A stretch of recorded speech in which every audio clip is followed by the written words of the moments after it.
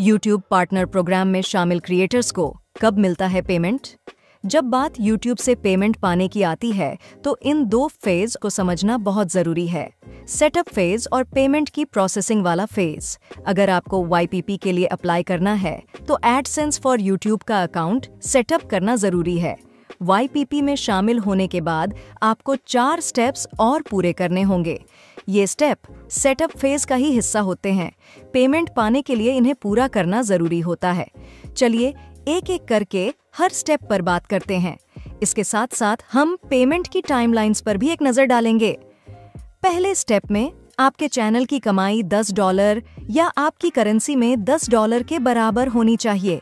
जब चैनल से इतनी कमाई हो जाएगी तब आपसे अपनी आइडेंटिटी को वेरीफाई करने के लिए कहा जाएगा। इसके लिए आपको YouTube स्टूडियो में मौजूद कमाई करें पेज पर एक प्रॉम्प्ट दिखेगा। आइडेंटिटी को वेरीफाई करने के लिए आपको एक मान्य सरकारी फोटो ID सबमिट करना होगा। ID 45 दिनों के अंदर ही सबमिट कर दें, नहीं तो आपके चैनल पर कमाई करने का फीचर रोक दिया जाएगा। आइडेंटिटी को वेरीफाई करने के बाद आपको अपने पेमेंट एड्रेस को वेरीफाई करना होगा। इसके लिए आपके बताए गए पेमेंट एड्रेस पर पोस्ट के जरिए 6 डिजिट वाला एक पर्सनल आइडेंटिफिकेशन नंबर पिन भेजा जाएगा। आमतौर पर पिन 2 से 4 हफ्तों में आपके एड्रेस पर पहुंच जाता है। हालांकि आपकी लोकेशन के हिसाब से इसमें और भी समय लग सकता है। जब आपको पिन मिल जाए तो उसे अपने एडसेंस फॉर YouTube के अकाउंट में डालें। इसके लिए पेमेंट पर जाकर पहचान और पते की पुष्टि पर जाएं।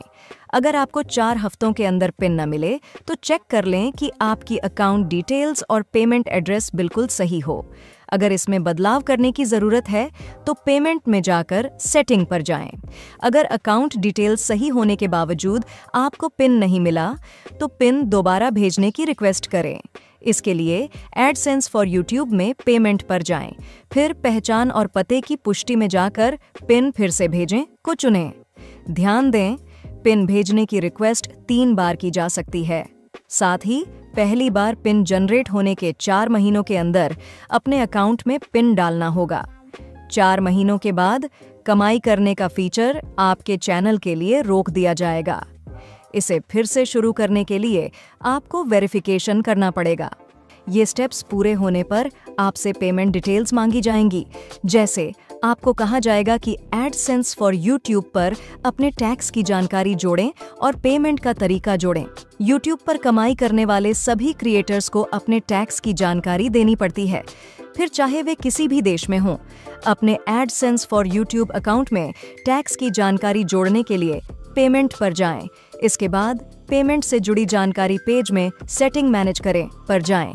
अब पेमेंट्स प्रोफाइल पर जाकर अमेरिका में लगने वाले टैक्स से जुड़ी जानकारी के बगल में मौजूद बदलाव करें पर क्लिक करें। इसके बाद टैक्स की जानकारी मैनेज करें पर क्लिक करें। अगला स्टेप है पेमेंट का तरीका चुनकर उसे सेटअप करना।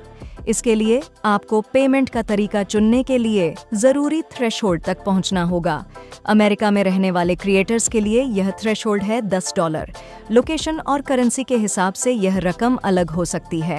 पेमेंट का तरीका सेटअप करने के लिए एडसेंस फॉर YouTube में पेमेंट पर जाएं, फिर पेमेंट का तरीका जोड़ें पर क्लिक करें। यहाँ आपको अलग अलग विकल्प मिलेंगे, जैसे कि electronic funds transfer, wire transfer या चेक। आपको कौन कौन से विकल्प मिलेंगे यह आपके पेमेंट एड्रेस के हिसाब से तय होगा। ध्यान रखें, ऐसा भी हो सकता है कि आप पेमेंट का तरीका चुनने के लिए जरूरी थ्रेशोल्ड तक तो पहुंच जाएं, लेकिन इस स्टेप के लिए एलिजिबल होने में आपको थोड़ा और समय लगे। ऐसा इसलिए होता है क्योंकि आपकी कमाई को सबसे पहले आपके एडसेंस फॉर YouTube अकाउंट में जोड़ना पड़ता है। यह काम कमाई होने के अगले महीने में 7 और 12 तारीख के बीच होता है। जैसे अगर आपने जनवरी तक $10 की कमाई कर ली तो आपको यह स्टेप पूरा करने के लिए 7 से 12 फरवरी तक का इंतजार करना पड़ेगा। ये सभी स्टेप्स पूरे करने के बाद पेमेंट पाने के लिए आपको पेमेंट थ्रेशोल्ड तक पहुंचना होगा। अमेरिका में रहने वाले लोगों के लिए यह थ्रेशोल्ड है $100। लोकेशन और करेंसी के हिसाब से यह रकम अलग हो सकती है। चलिए एक बार फिर से देख लेते हैं। पेमेंट पाने के लिए इन स्टेप्स को पूरा करना जरूरी होता है। अपनी आइडेंटिटी और पेमेंट एड्रेस को वेरीफाई करें, टैक्स की जानकारी सबमिट करें, पेमेंट का कोई तरीका जोड़ें और अपनी कमाई को पेमेंट थ्रेशोल्ड तक पहुंचा लें। इन स्टेप्स को पूरा करने में थोड़ा समय लग सकता है, इसलिए अगर आपको पेमेंट सेटअप से जुड़ी अपनी प्रोग्रेस चेक करनी हो तो YouTube स्टूडियो के कमाई करें सेक्शन में जाएं। इन स्टेप्स को पूरा करने के बाद पेमेंट कब मिलता है? YouTube महीने के हिसाब से पेमेंट करता है। जब किसी महीने आपकी कमाई इकट्ठी हो जाती है तो उसका पेमेंट अगले महीने की 21 से 26 तारीख के बीच भेज दिया जाता है।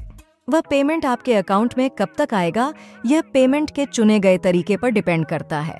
जैसे अगर आप अमेरिका में हैं और आपने जनवरी में $100 कमाए हैं तो आपको 21 से 26 फरवरी के बीच पेमेंट भेजा जाएगा।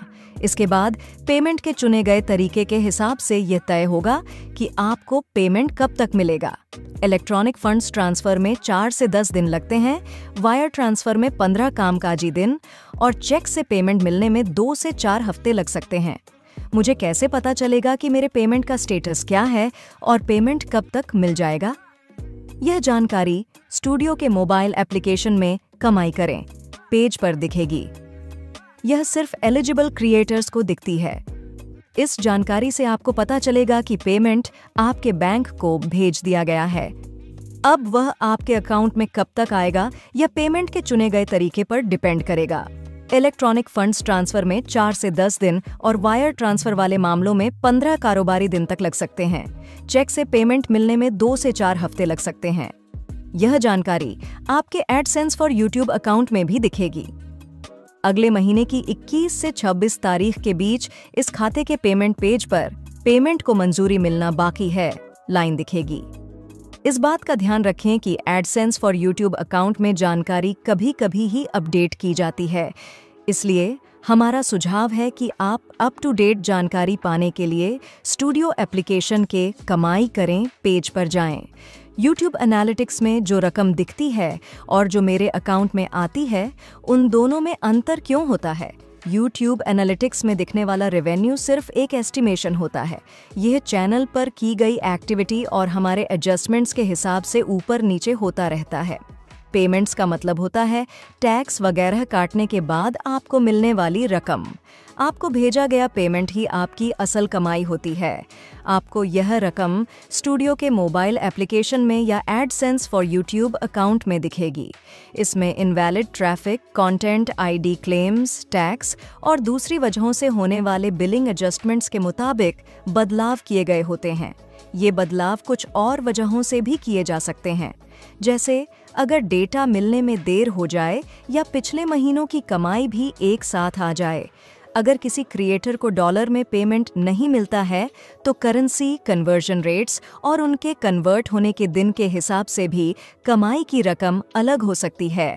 पेमेंट पाने के बारे में ज़्यादा जानकारी के लिए डिस्क्रिप्शन में दिए गए लिंक्स पर जाएं। वीडियो देखने के लिए धन्यवाद।